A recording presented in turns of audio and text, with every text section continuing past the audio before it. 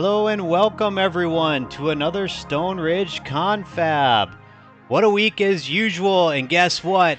The weather is turning beautiful. I love it. I don't know, Marcus, Eric, and Adam, if you have been outside at all, but it feels like spring is here. A little bit, but I know in my heart of hearts that, what do we call it, third winter? Something, fourth winter.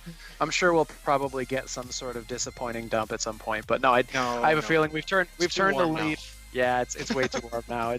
I just like to temper a little bit. I don't want to be disappointed. I am every year.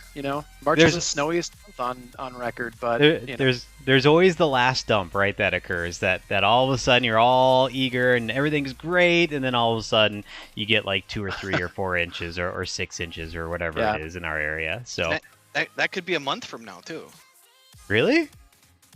Oh yeah. Is it April we've gotten it? Sometimes. Oh wow. Oh, yeah. Well, now everyone knows in Minnesota what we talk about as we're just trying to enjoy the warm weather, and in the Dakotas, right? So Sabrina and Rad, welcome. Great to see you guys on chat. We've got a really exciting set of content today. As you can see, we have a guest speaker. And we have a very special guest speaker. Eric, I'm just touting this up, right? So we have excited to be on. Yeah, it's awesome. We have our founder, principal founder of Stone Ridge Software on, our CEO, Mr. Newell, Eric Newell. And I know we had to dress up to match. To you, Scott. Sorry. Yeah. Sure. Let's set the record straight, right? Yeah, right. So, yeah, it's going to be a fun day today. We're actually going to look more at a functional perspective versus, we've always done a lot of the tech aspects here and architecture aspects here. I think it's going to be great content to go through really, from a functional perspective, some of the criteria that you look at when looking at business systems, right? And I know, Eric, you've been passionate around this, about business optimization. It's about time we get you on here, right, to be able to talk a little bit about that. I've been sending Sabrina a note every other week, when do I get to be on Confab? Finally, she let me in, so that was good. We're a super exclusive club, Eric. I was gonna say, or no one wants to be on with us, one of the two, because they're scared of us. So yeah. You're the first person to even ask. Too much fun here. All right, so it's fun. I watch you guys a lot. It's fun to see what you're doing, and fun to get some conversations coming in, or questions and things like that. So hopefully people have some questions today, and we can kind of go whatever direction people want to go. Yeah, it should be a lot of fun. So I think the official title, right, is the 4 keys to choosing the best ERP or CRM solution. And really, I think today, from a chat perspective as well, guys, I mean, as you guys have questions, just feel free to ask, because really, when we start talking about this content, it's accumulation of experience, right? I know, Marcus, you've been in the industry now 20 plus years. Adam, you're at almost 10 plus years. Eric, you've been in the industry 20 plus years, been at Microsoft as well from that perspective. And then I've got about the same amount. So, I mean, almost 100 years of experience in some ways that is on this channel. Really what we want to just let people know is, what you should be thinking about, because there's, when you build a house, for example, there's a right way to do it, and then there's a wrong way to do it. Sometimes you get lucky with the wrong way, but more often than not, if you've built a house, you know that if there's not a lot of planning involved, that once you break earth and once you start going through that process, those dollars or that budget can quickly get out of control, right? So you want to try to control as much of that as possible, especially from a timeline perspective. So, like I said, in chat, I know, Bill, you're on. Awesome. Sabrina, Rad, you guys have questions, please feel free to ask. I'm going to go ahead and just switch it over, guys, into the presentation mode so that we can see Eric's screen. We've got a PowerPoint that we can go through with this. But Eric, maybe you want to do a little bit of an introduction on you for everyone on stream that hasn't met you, that can understand why we're so passionate about Stone Ridge and what we do, and that comes a lot from you. So I'd love you to introduce yourself. Yeah, and sure. What I want to talk about today is a little bit about the decision about buying software and how you should go about making that decision. And the reason why I'm so passionate about it is I see people make mistakes a lot of times with, and it's not something you do every day. It's something you do, a couple times in your work career. So people just aren't very experienced at it, and I see them making mistakes a lot. So that's what I'm passionate about. I did like 4-hour-long webinars about this content today, so I have more than enough content, but want to just pare it down to the things that people are interested in. But so yeah, a little bit about me, CEO, co-founder of Stone Ridge Software. We started the company back in 2012. So it's been about 8.5 years. And before that, I spent 13 years at Microsoft. And at Microsoft, I started as a support engineer. Then I became responsible for the support systems. And then I wanted to get back into customer-facing work. So I was a GP and CRM technical account manager on our Premier team for a while.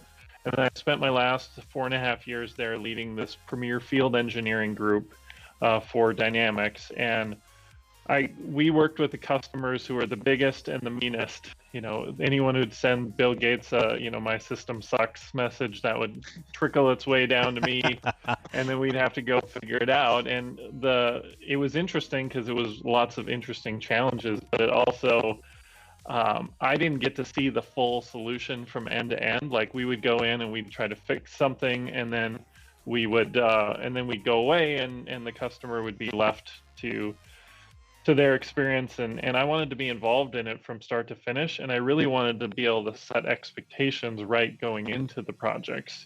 That's where I saw so many problems, is expectations weren't set right, budget wasn't set right, and then all of a sudden you get halfway into the project and everybody's pissed at each other and it's not going well. And so one of my big passions is trying to get things right from the get-go. So yeah, in addition to that, I've got a book coming out, so hopefully you guys will have me back when the book comes out here in June. It's called Mastering Microsoft Dynamics 365 Implementation. So that's going to be a lot of fun. And also started Leverage, which is our product company that's focused on building software for the agriculture space.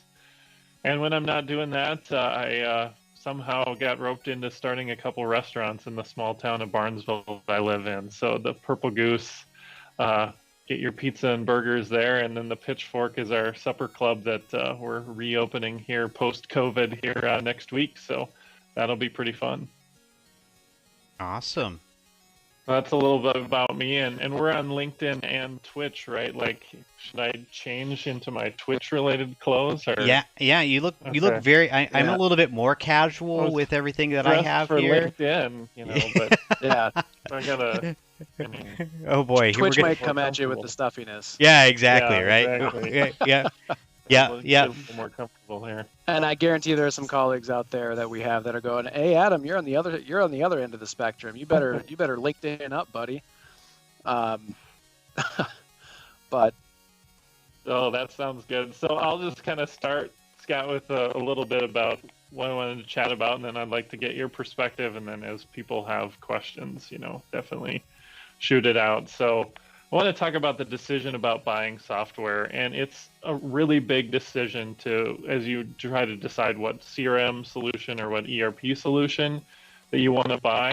Again, it's only something you do maybe a couple times in your whole lifespan, so in your career at work. So it's really hard thing to get right. But this product or this system you buy is going to be the brain of your organization, your system strategy for many years. It's going to be what you're building on top of, or what you're stuck with if you choose the wrong thing. Your implementation is going to be difficult. It's going to be time consuming. It's going to be expensive. You're going to not enjoy good percentage of the implementation a lot of times. So why not try to make that better from the get-go and try to partner with the right kind of partner to help you get there? And there's just a ton of change management that happens in a project. I mean, you're changing business processes, you're changing your systems, you're relearning something new that a new system you haven't used before. So there's a significant amount of change that comes with any kind of implementation, and it's not something to take lightly. So a couple things on how to do it right, and that's what I want to talk a little bit about, like what are the things you should be thinking about as you're trying to do this right. So first, figure out the parameters by which you want to make your decision. So how are you going to look at the different vendors? How are you going to score them? What are you looking for in the right vendor from a software standpoint and from an implementation standpoint? And who are you going to have involved in the decision? Like, who is your decision maker, and then who's ultimately involved from your team in helping make that decision? And then whoever the decision maker is, they have to be involved in the process. Like, we've seen a lot of times where the decision maker is not involved in the process, and it comes down to an implementation cost, and one of them's 400,000, and that's the one everybody on the team wants, and another option is 300,000. The CEO has never been involved in the project, and you come and present it to her, and she's like, yeah, I'm going to go with the $300,000 one because that's cheaper. They need to be involved in the decision-making process so that you don't make the decision based on just one element of the ways you think about it. Hey, Eric, can I ask you a question? Yeah. So about half of the opportunities that we work involve a system selection consultant. What's your thoughts on that? Of engaging someone that really helps an organization, or at least says they help an organization make these decisions. Is that helpful, not helpful? What's your thoughts on that? Yeah, I think a system selection person who, honestly, the whole time I was at Microsoft, I didn't know that these people existed. But since we've been out in the partner world, it's definitely something we run across a fair amount. I do think they can be helpful to walk you through the process and show off the different systems that are out there. The biggest thing is making sure that your intent aligns with their intent, right? And their experience and the way they want to approach it. So some of them have their kind of set ways that they do it every time. And so I've seen some that are not very flexible, and I wouldn't recommend those folks. But if you can work with someone who's flexible, understands your business, takes the time to get to know you and what's important to you, then I think it is helpful.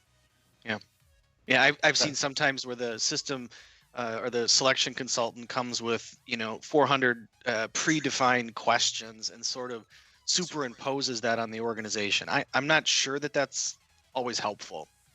Yeah.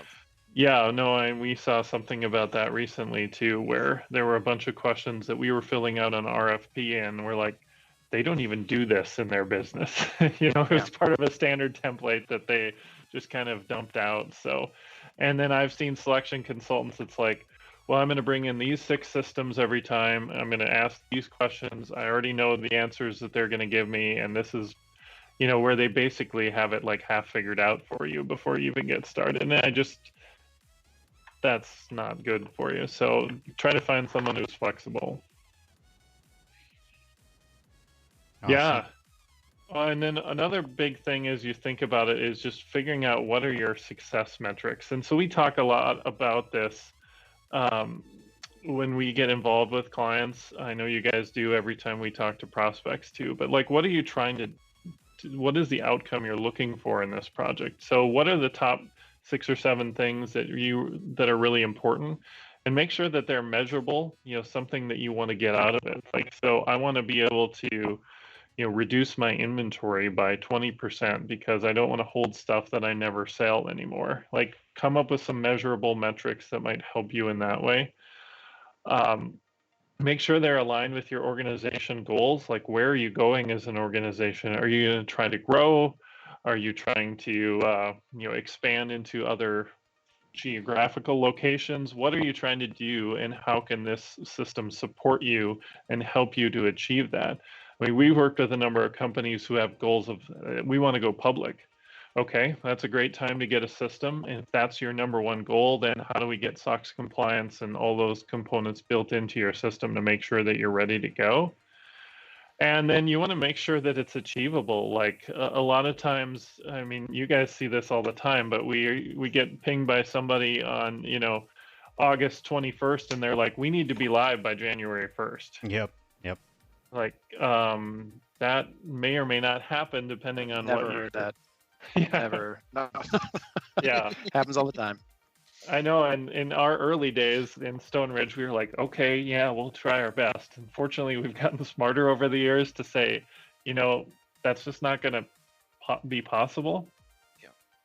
And then just recognizing how hard a project is and trying to celebrate the successes throughout the project. I mean, especially these projects on the F&O side that we get involved in that can be 2-3 years long from time to time. You need to be able to celebrate some wins because it's draining and challenging to go through that much change as part of the process. So That's huge. making sure you got your metrics defined. And I don't know, do you guys have suggestions on some that you've seen like really resonate with folks? In terms of like celebrating the successes. Yeah. Yeah, with a couple of teams, if Sally and crew are on, shout out to to the Delano peeps. But we started to, when we had bigger sprints, right? When we kind of identified, okay, this is pretty marquee, or this is an actual marquee, epic project. Let's start to build in somewhat of a cadence for that, and it can be small, but even celebrating those small victories on a cadence. So every 2 weeks, every month, or, take a look at your sprint cadence, understand when it's appropriate, where there are milestones, building that in and setting that expectation that, hey, you grumps, I can be a grump sometimes. So that's me. Hey, get in the fold. Like let's fist bump a little bit. Let's celebrate this and look at our achievements and our accomplishments. So it was more around some of those, those milestone factors. One question I had for you though, Eric, is that measurability that can be so tough for organizations. When they go, we want to modernize, we want to digitally transform, we want to fill or address or rectify digital gaps across the enterprise. Are there certain exercises or I don't know, how can we take something that's more nebulous and we just want to get better, we kind of have an idea how, and bring that down to something measurable?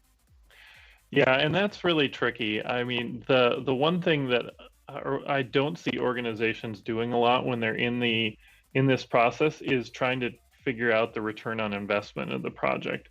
And I really encourage people to take some time to do that because we have a tendency, or companies have a tendency to look at the costs and go, holy, this is going to cost $1 million. That's way too much.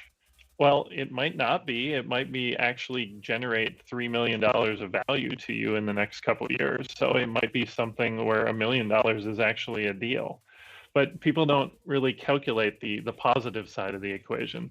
So there's the measurable, there's the easier stuff like, having goals around inventory reduction, or I'm going to get rid of this hardware that I've got today, and that's going to save me X amount of dollars and things like that. But most of the benefit is in efficiency.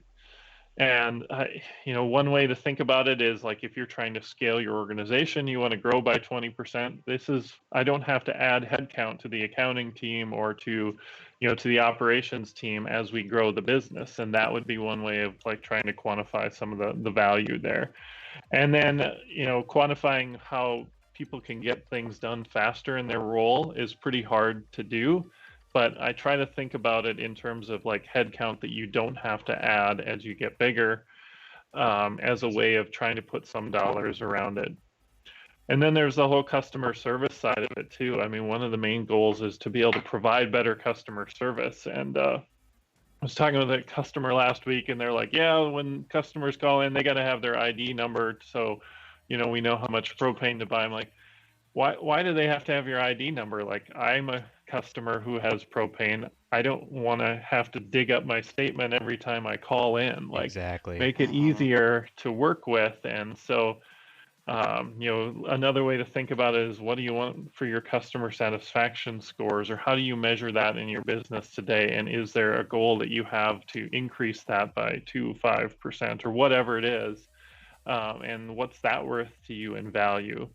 The ability to attract more customers and things like that. So it's a little hard, and it is, to your point, kind of nebulous at times, but you really do need to think about what those benefits are going to be, because that will tell you whether or not you're spending the right amount of money on your project. I mean, $1 million could be way too much, or it could be way too little, depending on the value you're going to get out of it.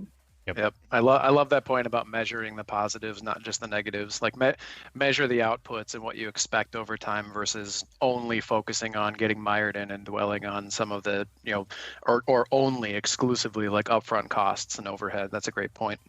Yep. Yeah, and I just see people do that time and time again. They're like, "Oh, this project is so expensive," and yeah, the projects are expensive, but you got to keep in mind what you're going to get, the value you're going to get in the end. And especially the Sorry, Scott. platform perspective. Yeah, no, I apologize. I've been able to ask questions. We've been dealing with some drop frames for some reason. I think we finally got a hold of it. So in the background here, I was trying to figure out what was going on. But it looks like the quality of the stream is going up and up, so we're good. The question I just kind of, or statement I wanted to make too. One of the things to consider is really the platform, and I know you've got a slide to really talk a little bit more about that too. But if you think about it, like, from a data perspective, right? That's a big theme we've had on Confab this year. We kicked off Confab this year by saying data is really the most important thing that you can interact with. And what we're noticing with customers, from a platform perspective, is that they want to, for example, share this information with their customers. They want to be able to take bids and offers online from somebody on a phone. They want to be able to say when something ships to a customer and the tracking information immediately without having to customize the system to be able to tackle that, right? There's so many of these intangibles that you don't do now that you get in the future with it that I think are just, are part of that measuring aspect that you really need to consider by moving to a more cloud-based platform, right, or a more modern architecture that allows for this app service market where we can snap in, for example, finance, and then let's say later on you want to do supply chain because you buy a company that does inventory or distribution. You can just buy supply chain then and add that onto what you have already. And let's say then you want to do e-commerce because you want to expand beyond that. You can add like D365 Commerce, right? So I think that's a pretty cool concept from an organization where they don't have to now just buy that old monolithic, as Adam would say, system, right? That siloed. They're all connected together, and that's, like you said, that's a huge intangible benefit. Yeah, and you kind of have to take some time to think through all of those potential future options that you want to plug in. I mean, if you're trying to plug into, I started supporting Dynamics GP 5.5 when I started back in '99, so we'll pick on that for a minute. But I mean, if you're trying to interact with Dynamics GP 5.5, I mean, you're not going to be able to do e-commerce and have that flow back into your system. You're going to have some flat files that you have to exchange or upload every night to get your inventory balances right. I mean, it's a limitation on what you're able to do with the system if you're on an older piece of software. And so, yeah, there's so many different opportunities there you can plug into. And like you guys have been showing all the Power Platform and what you can do with that too. There's so many little different systems that you need in a business or you'd like to have in a business that you can use that to take advantage of. And but you got to be on the right platform to be able to do it. Yep. Yeah, and we're equal opportunity here, right? Meaning, it's not just GP. It's the old versions of Nav. I mean, it's the old versions of AX. We've got a lot of customers that are going from AX 2012 R3 to the cloud. It's even CRM, right, Adam? I mean, there's the older on-prem versions. Adam's like, yeah, no, not at all. That happened in 2011, but but quite honestly, yeah, without derailing, I know we've got a lot of content to get through. But yeah, there are still some folks that have the, I guess we'll call it older school mentality of I can see where my data lives, I can point to it, I can touch the box that it's in, which there are pros and cons, but mostly cons. We can break that down in a different session. Well, I think they answer that I think too one with piece Edge. that you have on here, Eric, is that celebrating success. If I look over my career, I think that's probably one area that I have really shorted on projects that I've been on, and I think it's so important to think about the soft skills. I remember back to, I think it might have been one of the first projects I did, 20 some years ago.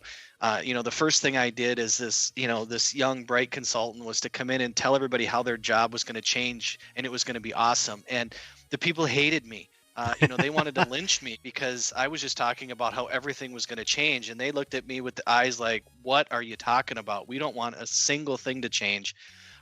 So I think celebrating success and really thinking about those soft components of the skills. Yeah, I get hardware and functionality is important, but really thinking about how people's lives change is really key to a successful project, and celebrating real success. I had one project that they actually put a team together, and I forget, they had a name for it even, but they got T-shirts, and I mean, the party planning committee. Yeah, Yeah. they really went after that whole celebration thing. And when we started it, I thought, well, that's kind of hokey, and it actually helped them quite a bit with user adoption. And just, it's hard, as you said, and it's painful, and to just acknowledge that up front and hit it head on was really helpful for them. Marcus, that's a great point. On all the implementations that I was a part of, we always planned the go live party as we were doing the implementation. Like, we always had a date planned and a restaurant that we were going to and all that fun stuff. And it was always a lot of fun to go through and do that. So, Yep. So thinking about that ahead of time, thinking about that right from the beginning, I agree with you. I think that's really key. Yeah, for sure. And trying to find a way, if you are on a really long project, to get some wins that you can celebrate in the short term too. Like, maybe you just finished off an integration to a platform you've never been able to talk to before, and now that integration is done. And even though it's not live yet, you like, this is a major milestone for us. Those types of things are great to celebrate along the way too. yeah, and just so you know, Adam's like, we got so many slides to go through. I'm like, well, we'll cherry pick them, right? We don't need to go through them all. I just wanted to be on top of and our exactly, timing it's here at perfect. 11:30, and I was like, don't we have like 40 slides to get through? So get ready, audience. Yeah, exactly, right? Here we go. And I wanted to do two other shout outs too. So Justin Thane put a shout out to you, Eric. Hello all, Purple Goose, yum. So you've got a definite fan. I will say the Purple Goose's pizza, Eric, you need to give me that recipe. I'd really like to learn it. And then the other thing is Herb, QuickBooks to Cloud, he had mentioned as we were going through and talking through this. So yeah, like same concept, right? Like dark to cloud, as they call it now. Big thing of additional features and capabilities that just even a QuickBooks user moving to BC, for example, the capabilities that they get beyond what QuickBooks does, it's just eye-opening. Like, if you really compare it and contrast it. So yeah, for sure.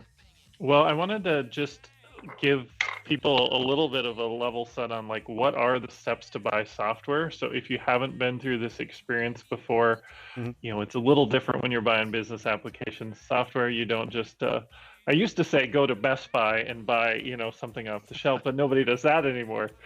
So download it from the internet.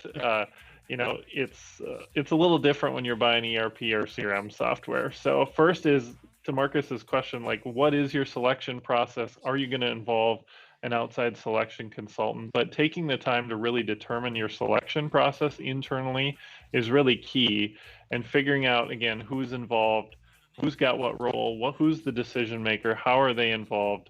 Those are really important steps that you should take before you call anybody. And one of the things that we've found these days is, and there was a report a few years ago that was subsequently debunked, that like 57% of the activity on a selection happens before you even talk to a vendor. I don't think it's quite that much, but people are doing a significant amount of research before they call and reach out to us or anybody these days. I just, as a side note, I find that really helpful. I think when people can ask more educated questions, it really does help the process. Yep, agreed. Yeah, definitely encourage people to read, to find out everything they can. And then the second step is really the initial meeting or qualifications. So for us, that's when we meet with a prospect for the first time and try to decide, what are your goals? What are your timelines? What do you want to achieve with this system? We get to share a little bit about Stone Ridge, and at that point, we kind of mutually decide, should we keep talking? And sometimes we might choose not to. If someone comes to us wants us to implement software for a dental office, we're probably going to say, we're probably not your best bet to do that. We don't do that very often.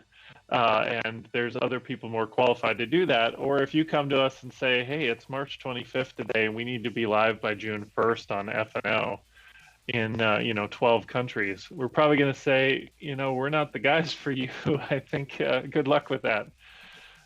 So that's really the intention of that initial meeting, is to try to align and get each person's perspective and to figure out if it could be a potential partnership. So I encourage you, if you are out there looking for software, go out and have initial meetings with a lot of different vendors and try to figure out who is going to be a good fit for you. Yeah. Try to cut out the ones that aren't going to be a fit ahead of time, so you don't waste time on them. Yeah, and think about the timing with it too, because that like you said, Eric, that's a really common one that we get. Like people, if you push hard with something, I get it. Like from a business perspective, you've got to go, right? In a lot of scenarios, you have to have a platform up and running. But I think we've talked as well, Eric, in the past. Quality, budget, and then timeline are like the three pillars that we look at with it, right? Yeah, Yep. right. And the quality metric on that suffers substantially. Even if you have, for example, a predefined process or a rapid implementation methodology as part of it, when you do a business system, a lot of people don't understand is that, first off, they've been on their platform for 15 or 20 years, a lot of the bigger enterprises, and they've made reports and customizations and all these different things to it. And the realism of saying, let's port everything in 1 year over to a new system, it's an expectation that's just misaligned, right? I mean, yeah.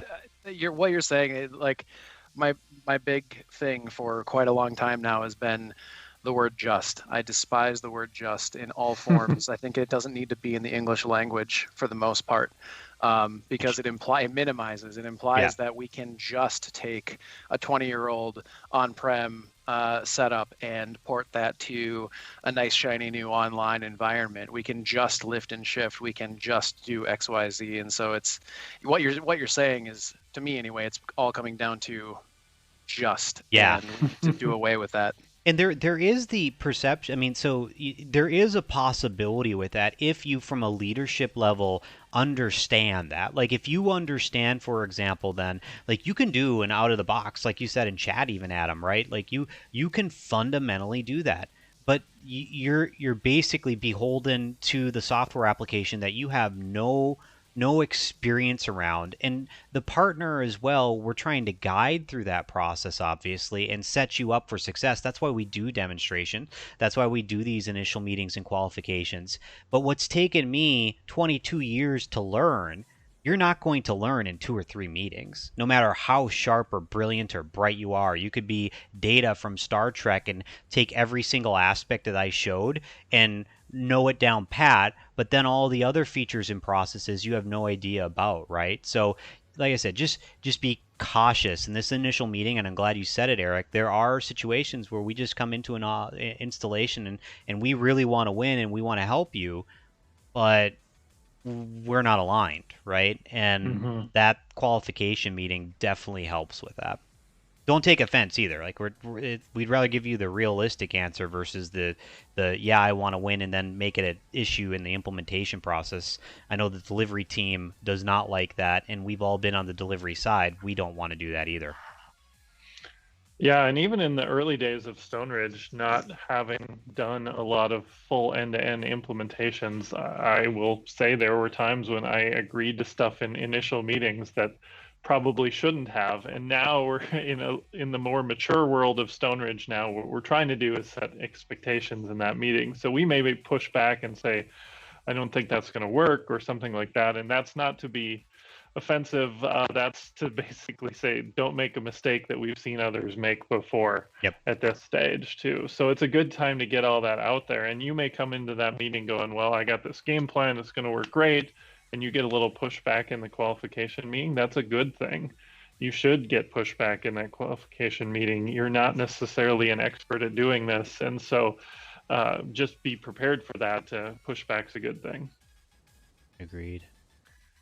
And then next, you've got the discovery session. And so, I mean, you guys do these all the time, but sometimes customers might not understand what that is. But a discovery session is really an opportunity for us as someone looking to sell you software and implementations to really understand your business at a detailed level and to understand what you want to see in a demonstration. So that's our chance to learn about, how do you manage inventory today? Do you do POs? How do you manage requisitions? What is your sales process? Do you use leads and opportunities? Do you want to? What's your customer service experience today? What's your help desk experience? Anything that you want to explore and you want us to show you in the demonstration, you have to tell us in the discovery session. So the more you tell us there, the better demo you're going to have. And so the better picture you're going to have of how well this software fits you. So sometimes prospects will think, well, why do I have to spend all this time? They should know my business. Well, every business is different. Certainly, Yep. A lot of the businesses are the same, and we try to use repeatable processes and best practices. But everyone's got their unique flavors of their business that we want to be able to explore and understand, and what's important to you. Sometimes you follow a lot of the best practices, but you don't necessarily follow certain ones, and you have a reason for it. Great. Tell us what that is. Yep. Yeah, I think that's a really key point, Eric. And sometimes people, maybe they get a little irritated. I've seen people get sort of frustrated sometimes through the discovery process, and it really is important to vet those things out and to tell us things that may be even obvious from your perspective, may not be obvious as we go through this process. Yeah. And then next comes the demonstration. So that's where we show you the software and show you how your system would work and try to bring in examples as much as we can of things that you want to see. So one of the things you can also do in discovery, if you want us to show you a certain process, like I want to know how do you buy propane, and if I come into the counter at a country store, show me that experience. Well, and I want to do it as Bob Anderson, who's got an outstanding balance of X amount. Tell us that kind of stuff, and then we can show you that in the demonstration. So the discovery and demonstration really go hand in hand. And the more you can tell us, or the more examples you want us to give you in the software, the better we can show you a real world example. I know one of the mistakes we made back in the early days of Stone Ridge, someone asked for a demo and they sold pedometers. And that was their business. And they were like, we need a demo of this right away. So we partnered with Microsoft. We went out and we did a demo, and we showed like stereo parts. And she walked away going, I don't know how this would work for pedometers. And the system would have worked for pedometers, but because we didn't use her language and her terms and things like that, she's like, I just can't see how it would work. Yeah. So another thing to think about, if you are seeing a demonstration, I know, Marcus, you've been doing a lot of kind of Business Central broader demonstrations where you're showing off, kind of standard items.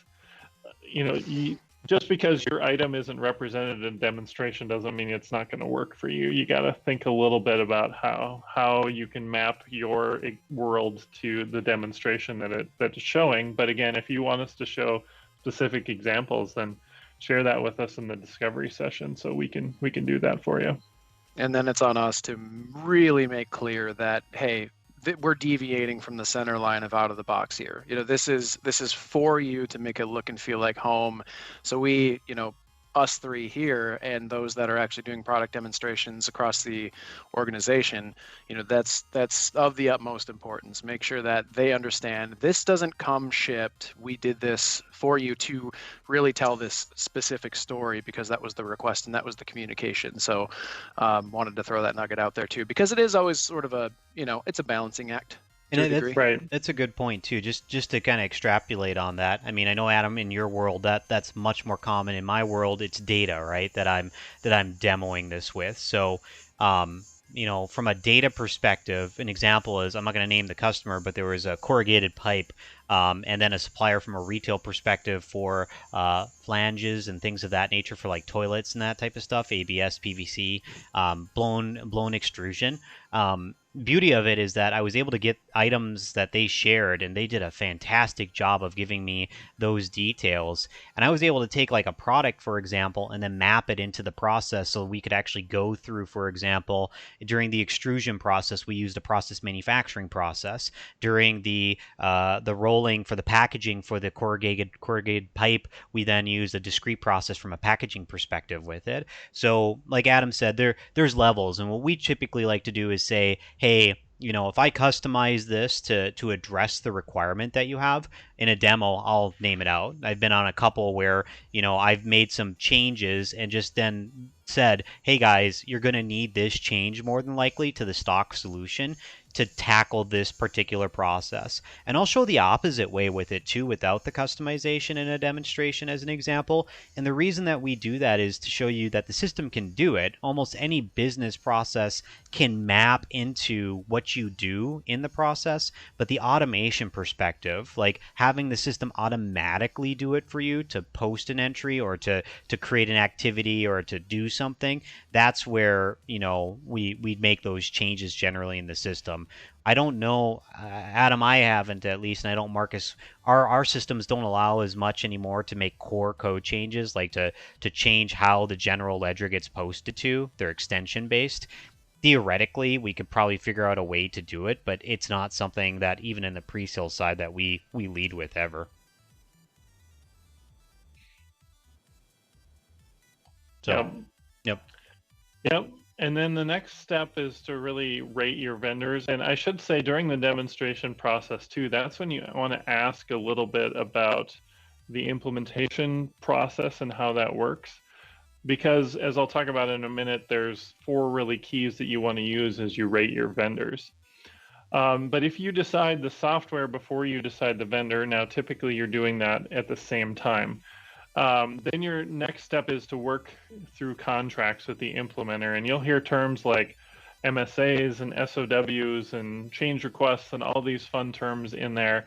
And that's again where an ERP selection consultant can come in a little bit handy. But master services agreement are basically the terms that you use under which you're going to operate and pay your bills and those types of things, and who owns the code. Those types of things are handled in the master services agreement. And then the statement of work is your contract of how much you're expecting to pay for this implementation, and who's responsible for what during the implementation process. So that's a piece too, if you haven't worked on that before, that where an ERP selection consultant can be pretty helpful as well. Yep.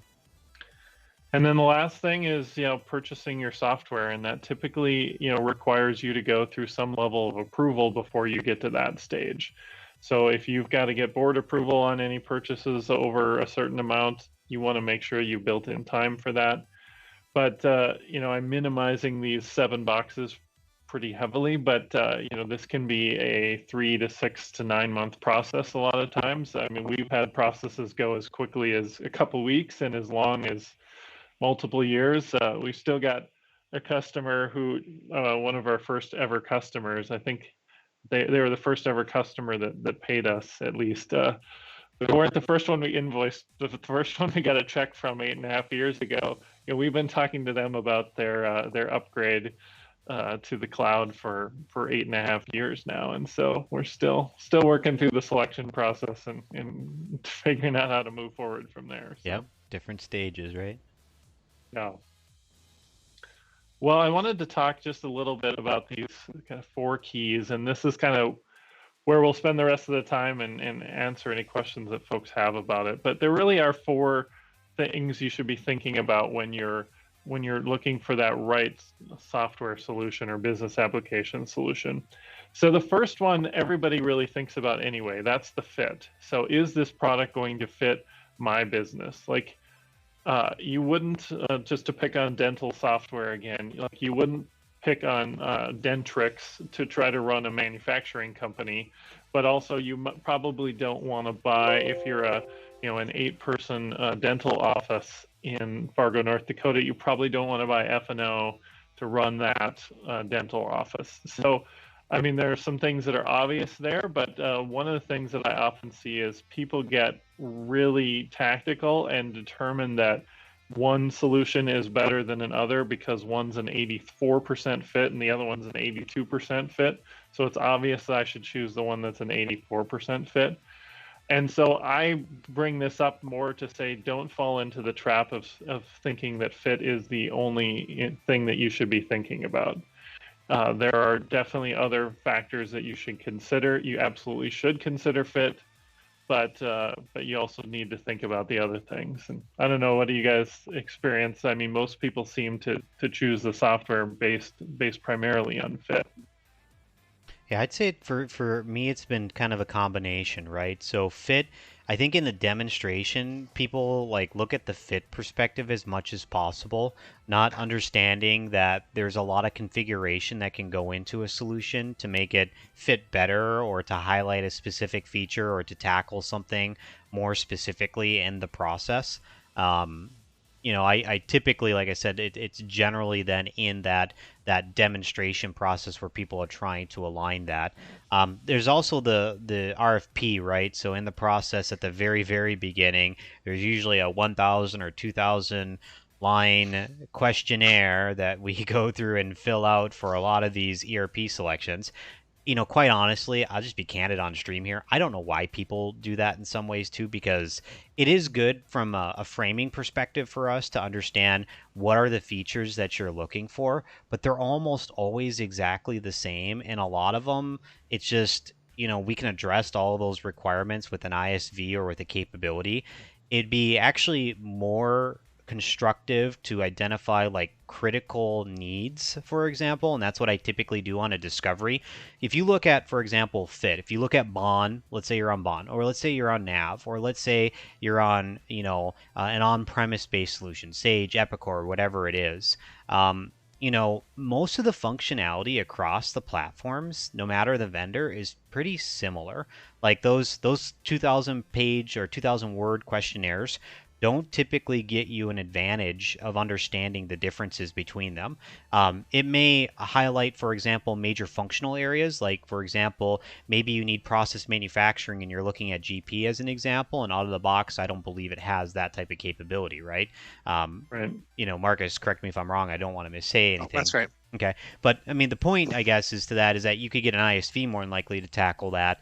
And that, major functional areas, that makes sense to me. Like, have a questionnaire of saying, do you do fixed assets? Do you do sales order management? Do you do contact management and relationship management? Like, that makes sense. But there's so many detailed questions with it for that fit. I really see the demo is where most people try to identify fit as part of their process. I don't know, Marcus, Adam, if that's the same for you guys, but that's quite similar on the enterprise side.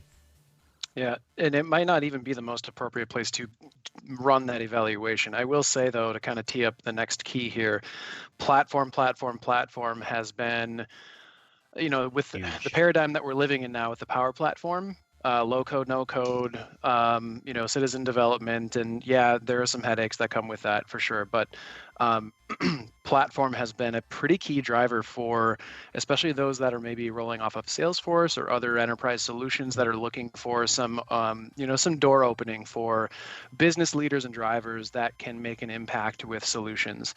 And so platform has been a pretty significant driver for a lot of our conversations and a lot of the projects that we're walking into over the last couple of years. Yeah.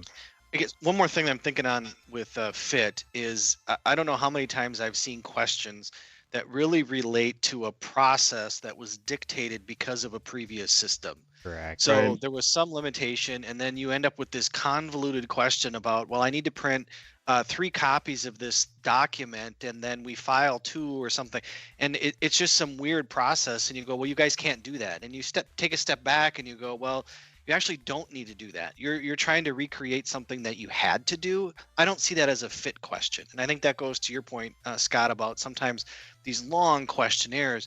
You really need to think about fit in terms of what you're trying to accomplish, not trying to recreate processes that you have today.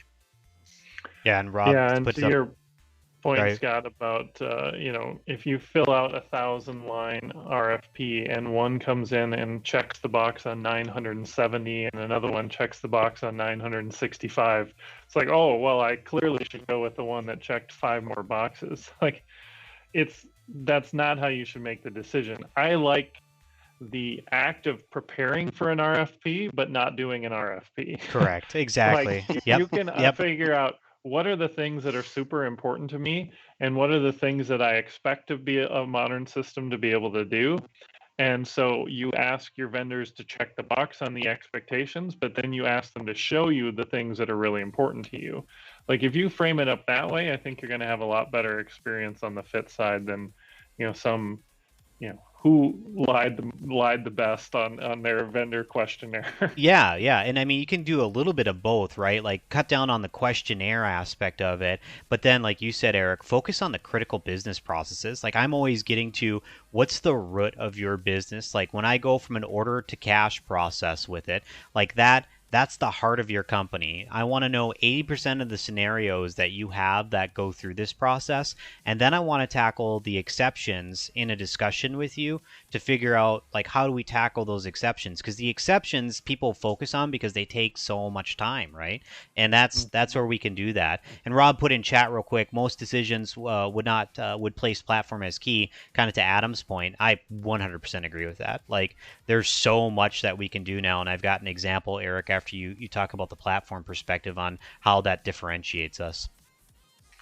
Well, and I just think, and I'm glad to see that platform is becoming a bigger part of the decision. And I think we might experience that more because Microsoft has a great platform and it's a huge advantage for us. Yep. Where I see platform not becoming as much of a decision maker is if you're in an industry where you're trying to follow the industry trend. Like I was on the school board for many years here in my hometown of Barnesville, and I know whenever it came to a system discussion, it's like, well, has one of our neighboring schools done that before or used that system before? And if the answer was yes, then they're like, well, we're going to do it. They didn't necessarily think outside the box because they wanted to go with something proven and that's something that everybody else in the industry is doing. And that's where you can start to fall into that fit trap a little bit as well. But I think CIOs and younger folks who are thinking a little bit more cloud forward are starting to think a little bit more about the platform. But the platform isn't just cloud versus on-premise. It's also like what connectors are involved in the platform. How can you interact with other systems easily? There's also what does the upgrade path look like? Am I going to have to upgrade this bad boy in 5 to 7 years? And then what is the supportability of it? Like, we talked to a company who was on CISPRO, and they said, yeah, we're getting supported by 3 guys in South Africa. And so, we have to call them at 8 in the morning or, because that's the only time that overlaps. Well, that's probably not a great platform for you to be on in case you have a real problem. So there's kind of a lot of those elements that come with the platform that I think people don't necessarily appreciate as much. Yeah, and I dive in just really quick into the platform, like I said. So, I was in a demo.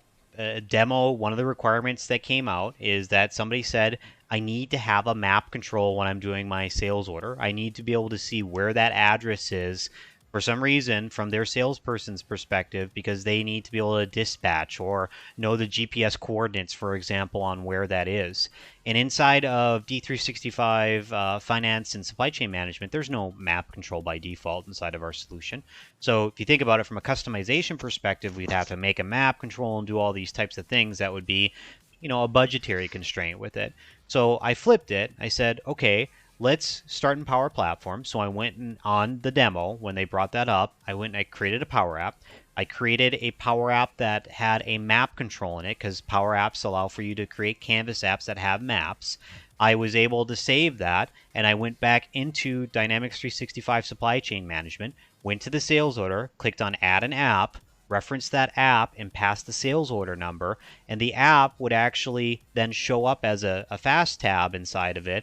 And basically, I'd open up that tab, it'd open up the Power App would get the information, and that map control then was there that they could interact with. And we could go even further than that with it. We could have passed like multiple sales orders as an example. So we have multiple pins that get dropped. We can actually interact with shapes.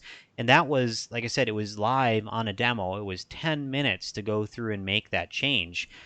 It's just like from a platform perspective, it's super powerful to be able to to make these changes and know that they're not customizations. They're just automation that you're adding between the systems then to tackle that particular requirement. I don't know, Marcus and Adam, you've had similar, right? Like where you've had to use the platform to address issues? Definitely. I have. I kind of want to hear about the rest of the keys here, though, with the 3 minutes that we have in our confab session. Yeah. Sure. He's like, stay focused. Sorry, so I had the implementer. card. Yeah, I mean, the implementer is an area that I think is probably least represented as part of the evaluation process of any of these four things. Like I used to feel that platform was not represented as much, but it is starting to get to be a bigger deal now, especially the cloud versus on-premise decision. But implementer, I mean, this is the person that you're going to be stuck with for the next, 3 months to 3 years to help get this done successfully within your organization. And having the right implementer makes such a difference in the quality of the output and just the experience that you're going to go through.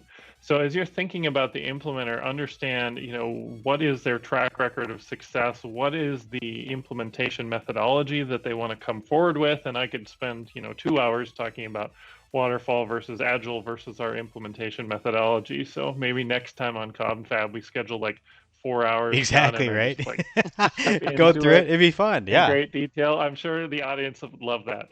We'll get some gaming going in the background too as we're doing it. But the implementer is a big part of the decision. Like, where are they located? How do they like to deliver? Do they like to deliver remotely, in person? How much is that going to cost you if they're going to be in person? But and then how relatable and what experience do you have with the folks that are going to be on your project, and who's going to be filling what role, and can your project managers get along? Those are all questions that you want to try to get answers to determine if you've got the right partner for this implementation. And again, that's just an area that's not given as much time and consideration. And then the final one is cost. And I try to tell people you want the Goldilocks approach. You want it to be not too expensive and not too cheap, right? And we've had people kind of fall into the ERP or the tier 1 ERP trap. A company that bought our first customer, I went down to sit down with them and talk about what they wanted to do for an implementation. And they said, I got to be on Oracle. Everybody in our industry is on Oracle. It's the way to go. I don't care if I have to pay $500 an hour for consultants. It's what we got to do because we're tier 1 and that's the way to go. And there's so many different ways that they could approach that would save them money. Even if they did decide they needed to be on Oracle, you can do hub and spoke models with other solutions. So don't fall into that tier 1 trap on the high end. And then the other biggest one is don't fall into the trap of just picking the lowest cost solution for you. I mean, if you want to be on QuickBooks does not cost very much. But QuickBooks, you're going to get what you pay for too. There's not a lot of functionality there. So you have to think about what is, and that goes back to that ROI discussion we had, like how much value are you going to get out of this, so you know how much you can spend. And one of the things people should be spending like 3 to 7% of their annual revenue on an ERP project, and that's a lot of money if you think about it. And so you want to try to get into that sweet spot and spend the right amount of money so you have the budget to do the things that you want to do. I mean, this is a digital transformation. It's changing your whole business. You don't want to shortchange that and try to save $1,000 here and there. Yeah, it'll just bite you in the end. Awesome. Yeah, so I don't know, with the 1 minute left, any feedback on that? But yeah, I'll let you guys go and we'll watch chat here. Guys in chat, if you have any questions, we'd like to answer them. I put some additional info as well with our blog that Sabrina shared with me that you can subscribe to. That, Eric, I know you've been doing some broadcasts with this that will inform you if you're part of our blog then that event is going on. If there's any questions in chat, go for it. If not, I don't know, Adam, Marcus, do you guys have any other questions or comments? I just, cost is important. Cost is so important. Especially when you have a lean team, you're an SMB customer, or in a small, medium-sized business, and you really have to be wise. I mentioned it in the wisdom versus knowledge, and that's where we come in and we can help out. But oftentimes, Eric, a lot of this is just ringing true. That is the heart of the conversation, is just cost.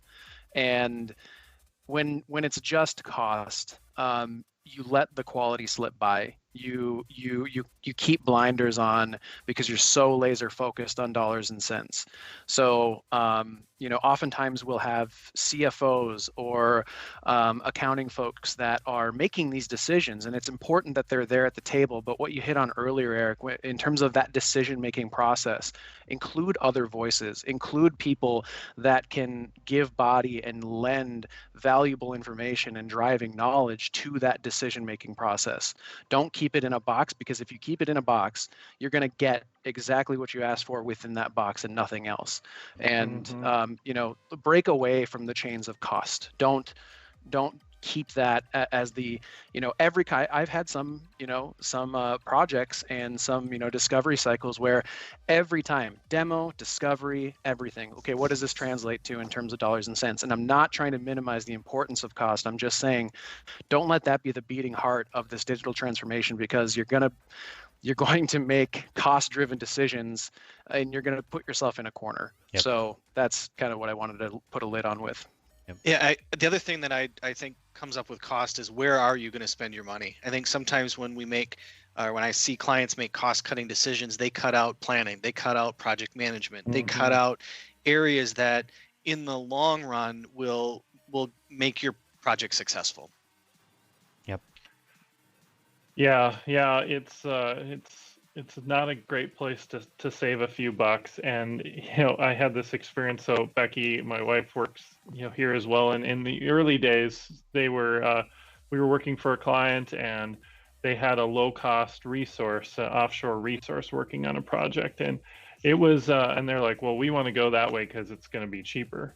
Well, he spent 48 hours working on this project. And didn't get it figured out, and she spent 3 hours on it and solved it. So I'm like, yeah, sometimes you have to multiply the hourly rate times the amount of hours it's going to take people to do it to really get the cost. And if you just look like, oh, well, that's cheap, that's a cheap rate, you're paying for what you get. Yep. Agreed. Absolutely. Well, we're at time, guys. So, Eric, thank you for going through this content. It's eye-opening. I mean, just a lot of good content, a lot of good knowledge, obviously, that we've accumulated to share with it. Like I said, I mean, it's awesome that you're doing the webinars on this too. It'll be a good thing to go deeper, because I know we had, I think 14 or other slides we could have gone through on this too, right? Of different points to bring up. These are kind of the core, but thank you for coming on here and going through that. Really quickly before we do our geeky deliciousness as well, as Adam has coined it, for our next confab, April 8th, remember, we are jumping into the deep end of data lake. So a lot of customers are talking about BI and the capabilities that they need in terms of taking data. Storage costs are becoming a very big concern inside of the channel now as well. Yep.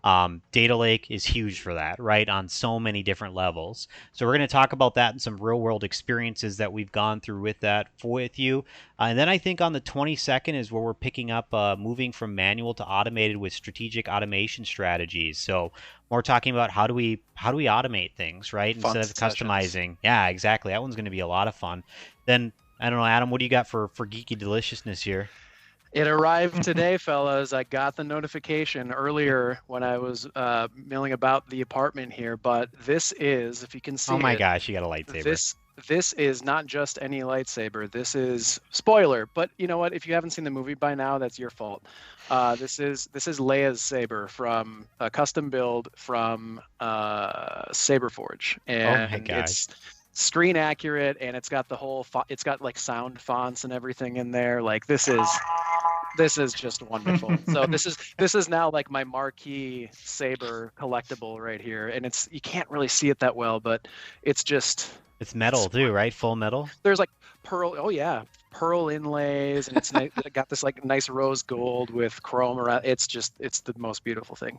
That's awesome. That's our awesome. Geeky deliciousness for today. That's it. Well, Eric, thank you. I don't know if you have any parting words as well. No, thanks for having me on. I did not and focus on cost, by the way. I did not do There you that. go. Tie all these messages together.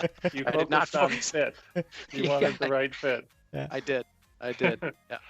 No, thanks for having me on. I can stop bothering Sabrina and about being able to get on Confab now. And Well, you may have to be a regular guest. We're gonna have to start adding you more Yeah. to this. So now that we've got all the Yeah, setup that'd be ready, great. right? That'd be awesome.